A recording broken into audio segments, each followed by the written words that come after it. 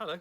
So today we're going to make the Raspberry Martini with jamjargin. Start off with 50 milliliters of jamjargin, which is basically 2 of these. So if you just pour those into the shaking tin, add is 8 milliliters of sugar syrup. And we're going to add 14, count them, 14 of the dried raspberries. Just pop those into the shake. Before we put any ice in, we're going to do a dry shake. This will help the ingredients combine. Like that, just gently pull those apart. Add plenty of ice, probably at least sort of 2/3 of this. Then pop those into the shaker like that. Put this on, give it a tap. Really good shake. Get it really nice and cold. Just gently prise those apart.